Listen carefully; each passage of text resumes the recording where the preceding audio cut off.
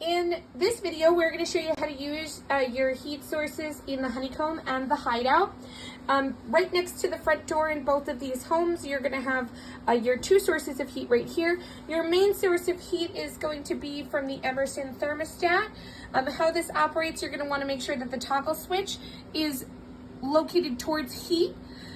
And then you're simply going to adjust the temperature up and down to adjust the temperature, and this system is going to turn on and off to maintain temperature, so you will hear it shut on and off from time to time to maintain the temperature that you set.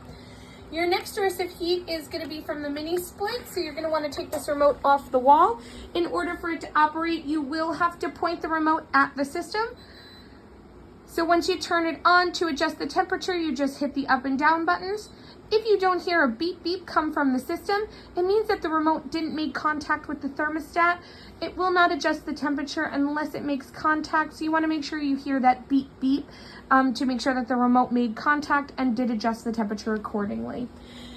This house, in addition to these two sources of heat, will also have an additional electrical heat source. This thermostat on the wall is going to control your heat source right below it.